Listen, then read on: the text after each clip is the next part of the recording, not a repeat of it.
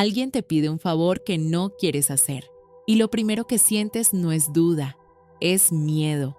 Miedo a que se enojen, miedo a que te vean como egoísta, miedo a que si dices que no, algo entre ustedes se rompa para siempre. Y entonces dices que sí, aunque estés agotado, aunque ya hayas dicho que sí demasiadas veces, aunque una parte tuya grite que no. Y lo más perturbador de todo, lo sabes. Sabes que deberías haber dicho que no. Y aún así no pudiste. Hoy vamos a ir al fondo de ese mecanismo, porque no es falta de carácter, no es debilidad, es algo que aprendiste mucho antes de tener palabras para explicarlo. Y una vez que lo entiendas, nada va a ser igual. Para entender por qué no puedes poner límites hoy, tenemos que ir a donde todo empezó, a la infancia. Cuando eras niño, tu cerebro tenía una sola prioridad absoluta: sobrevivir. Y en esa etapa, sobrevivir no significaba escapar de un peligro físico. Significaba algo mucho más básico y más urgente. Significaba no perder el amor de las personas que te cuidaban. El cerebro infantil no distingue entre abandono real y desaprobación emocional. Para un niño, que su madre se enoje, que su padre lo ignore, que sus amigos lo excluyan, se procesa con la misma intensidad que una amenaza a su seguridad física. No es dramatismo, es neurobiología. Entonces el niño que eres aprende a leer el entorno con precisión milimétrica.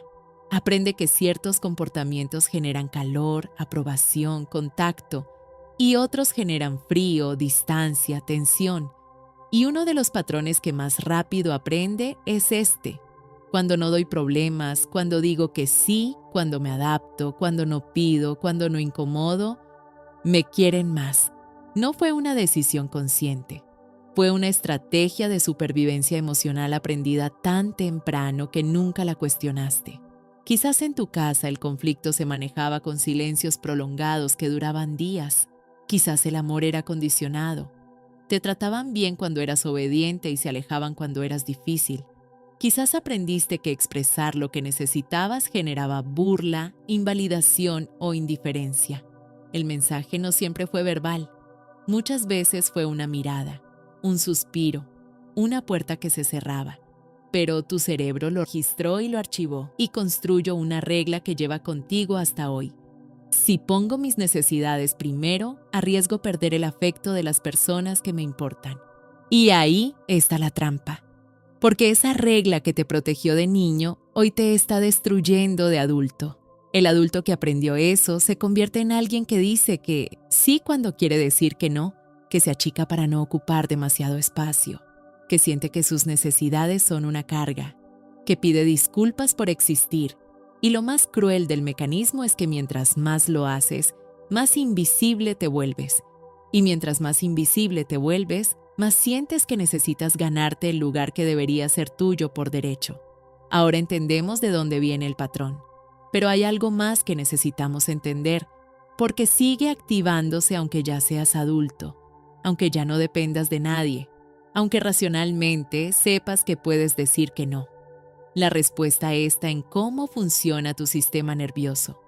Cuando estás a punto de poner un límite, tu cerebro no evalúa la situación como un adulto racional, la evalúa como ese niño que aprendió que el conflicto es peligroso y activa exactamente la misma respuesta de estrés que se activa ante una amenaza real: cortisol, tensión en el pecho, aceleración del ritmo cardíaco, el impulso físico de retroceder, de suavizar, de decir algo que disminuya la tensión lo más rápido posible.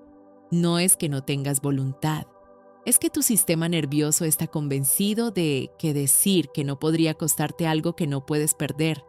Los neurocientíficos llaman a esto respuesta de amenaza social, y es tan poderosa como cualquier otro mecanismo de supervivencia. El cerebro humano está diseñado para priorizar la inclusión social por encima de casi cualquier otra cosa, porque durante miles de años, ser excluido del grupo significaba literalmente morir. Hoy no vivimos en esa realidad, pero tu sistema nervioso no lo sabe. Sigue operando con el mismo software antiguo, y cuando alguien podría enojarse contigo, ese software se activa. Y aquí es donde las relaciones de adultos se convierten en el campo de batalla de todo lo que no se resolvió en la infancia. En la pareja, el patrón se ve así. Aguantas cosas que no te gustan porque temes que si hablas se arme un conflicto. Priorizas la paz del otro sobre tu propia incomodidad. Dices que todo está bien cuando no lo está. Y acumulas, hasta que explotas por algo pequeño que en realidad es la suma de todo lo que nunca dijiste. Con la familia se ve diferente, pero duele igual. No puedes decirle que no a tu madre aunque ya tengas 40 años. Te sientes obligado a asistir a reuniones que te drenan. Permites que alguien cruce líneas que jamás le permitirías a un extraño. En el trabajo, te quedas hasta tarde porque no pudiste decir que tu carga ya era suficiente. Asumes tareas que no son tuyas porque nadie más las hizo y tú no te animaste a señalar eso. Y te vas a casa sintiéndote vacío sin entender exactamente por qué. El denominador común en todos los casos. El miedo a lo que pasa si priorizas lo tuyo. Y ese miedo no es irracional. Es el eco de una lección muy real que aprendiste muy temprano. El problema es que ya no vives en ese pasado, pero reaccionas como si todavía estuvieras ahí. Hay un último mecanismo que necesitamos desmantelar, porque incluso cuando logras poner un límite, incluso cuando dices que no con toda la claridad del mundo, aparece algo que lo arruina todo: la culpa. Y esa culpa se siente tan real, tan física, tan parecida a la culpa genuina que terminas deshaciendo el límite que acabas de poner. Te disculpas, explicas demasiado, ofreces algo a cambio o directamente retrocedes. Pero hay algo que necesitas entender con toda claridad.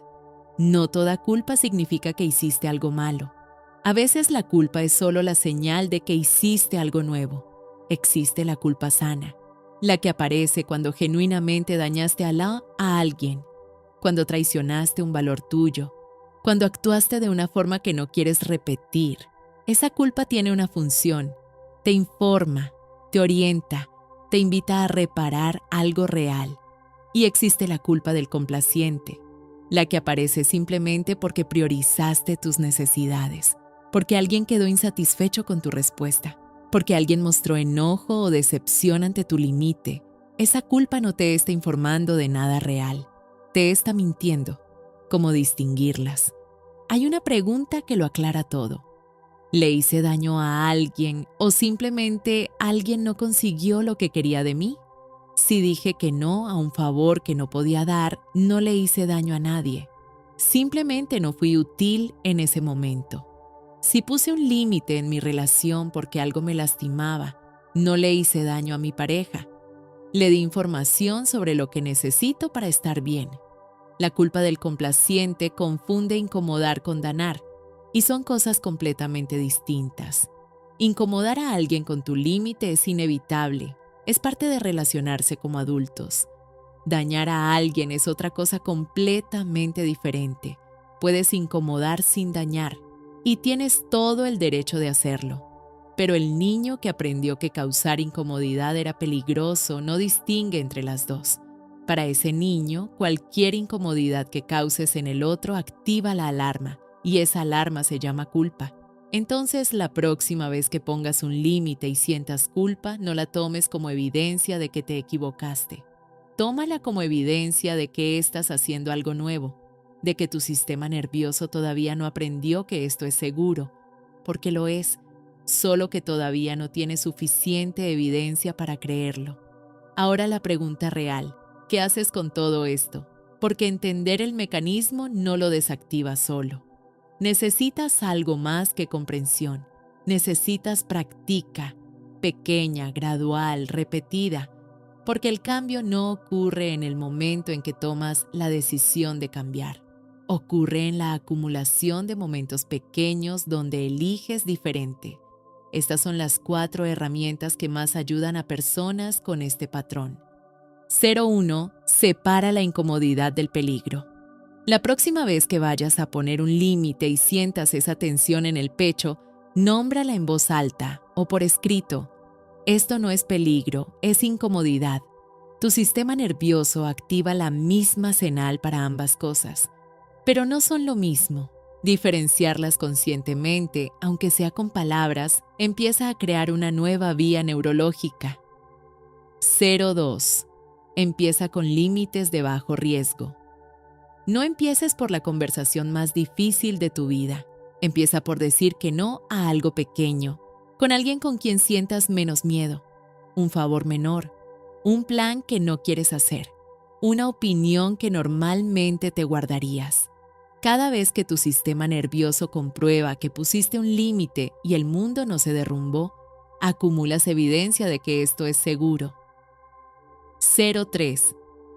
No expliques de más. Uno de los hábitos más comunes del complaciente es sobreexplicar el límite para que el otro lo acepte. No lo necesitas. Un límite no necesita una defensa. Puedes decir, no puedo, no quiero o simplemente no. Cuanto más explicas, más señales de que necesitas aprobación para tu propia decisión. Y eso debilita el límite antes de que el otro diga una sola palabra. 04.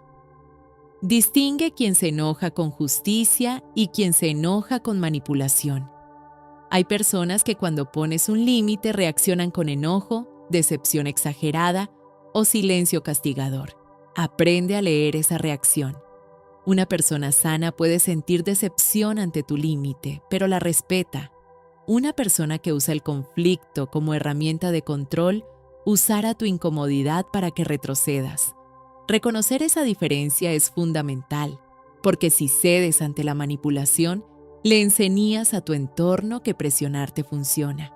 Poner límites no es ser egoísta, no es ser cruel, no es dejar de querer a las personas, es dejar de pedirte que desaparezcas para que otros estén cómodos. Y eso no lo aprendiste de golpe, lo aprendiste lentamente, en años de mensajes que te decían que tus necesidades eran un problema. Deshacerlo tampoco va a pasar de golpe, va a pasar en conversaciones incómodas, en momentos donde sientas culpa y de todas formas mantengas el límite. Alguien se enoje contigo y tú no te derrumbes. Cada uno de esos momentos es una prueba que le das a tu sistema nervioso de que eres seguro incluso cuando incomodas a alguien. De que tu lugar en las relaciones no depende de tu capacidad de decir siempre que sí. No necesitas ganarte el derecho a existir en las vidas de las personas que te quieren. Si tienes que ganártelo, quizás esa no sea la persona correcta. Si este video te hizo pensar en alguien, en una situación, en algo que llevas tiempo aguantando y sabes que no deberías, escríbelo abajo en los comentarios, sin filtro. Y si conoces a alguien que necesita escuchar esto hoy, envíaselo. A veces las palabras que no podemos decirnos las encontramos en la voz de otro. Nos vemos en el próximo video, estratégicamente.